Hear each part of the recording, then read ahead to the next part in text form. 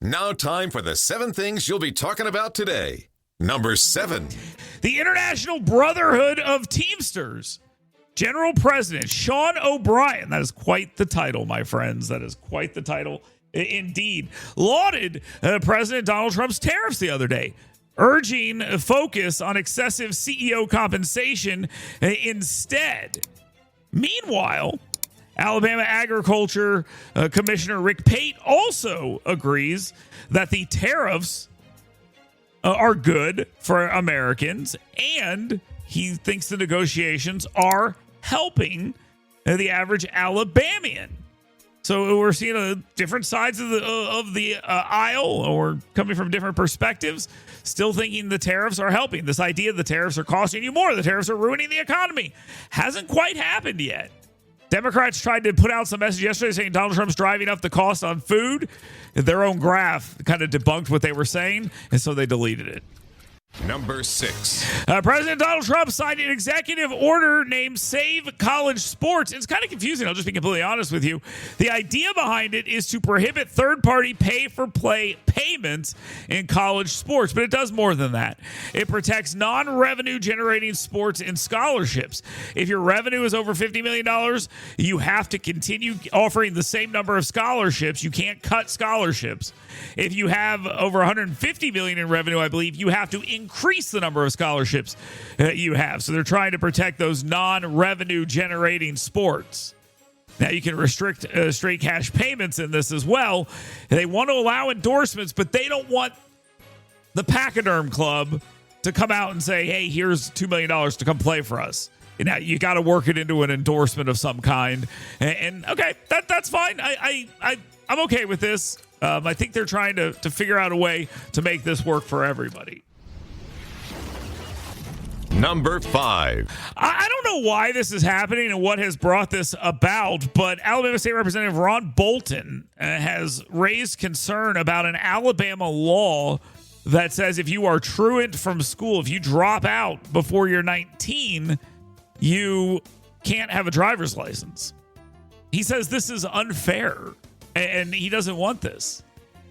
Now, I don't like this idea that he's kind of floating that this is somehow unfair or something like that, where we're harming people by telling them to go to school or you can't drive. I think it's a pretty good tool to use against people who might want to drop out of school. And I think this is punishing them is a really good idea, personally, to me. He says no. He's written a piece at yellowhammernews.com about this. I disagree with it, but it's an interesting perspective. Good luck getting something like this through the legislature. I don't think you're going to be able to do that. What brought this about? That's what I'm concerned about. Number 4. A absolutely tragic story out of Bessemer. A 3-year-old boy in Bessemer died after being left in a hot car for nearly 5 hours. I don't know if this makes it worse, but the person who left him in the car was someone from the Department of Human Resources, a contractor who took the child to a supervised visit with the father. And then after the supervised visit, took him to a restaurant to get food for her family, and then to a tobacco store, and then left him in the car when she got home. She forgot to take him, I guess, back to where he was supposed to go. Left him in the car for 5 hours and died. I want to learn more about that quote-unquote tobacco store. And why is DHR driving around with a kid and making personal stops? That's insane. That has to stop. I hope they charge this person with the crime. Number 3. Governor Kay Ivey is the latest person to make the argument that, hey, we already know Space Command is coming here. Let's hurry up. She expressed confidence the U.S. Space Command headquarters relocation to Huntsville is nearing official approval. I mean, how long have we heard this? Am I crazy? Have we been hearing this for the last 6 months? No, we've been hearing it for like the last year. No, ever since Donald Trump won the presidency, we've been hearing this. And we are an impatient people. We want exactly what we want, and we want it now. And what do we want? Space Command headquarters in Huntsville. Let's get this done. It's taken forever. It's time to get this done. We already know what the answer is. It was taken from us. It was stolen from us and given to Colorado as a political payment from the corrupt Biden administration. It is time to right that wrong. Number 2. As Alabama gets ready for the new school year, there are new laws and rules in place that say, look, you can't bring this, you can't bring that. And guess what? Cell phones, electronic devices. Every district in the state is updating their electronic device policy. Some schools will have strict discipline for students who violate the rules. Butler County, for example, will give students 10 days of in-school suspension for a first offense if the students use a cell phone or a vape. Yes! You guys have got it right. That is the way to do it. If you want to stop something, you shut it down and you punish it. Good job by them. Good job by them all the way around. In other places, they're banning Stanley drink cups. Yeah, that's right.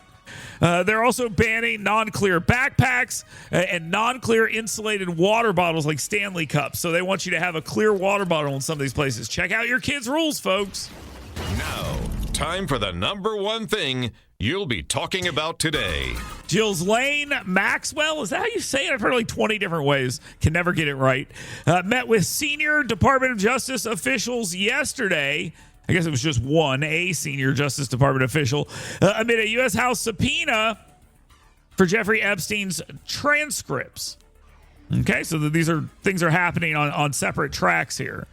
But the speculation is that she could provide information that would shed more light on Epstein's actions and other people who were involved.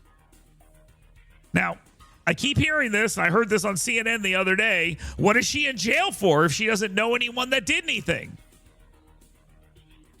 She's in jail because she was trafficking people to Jeffrey Epstein.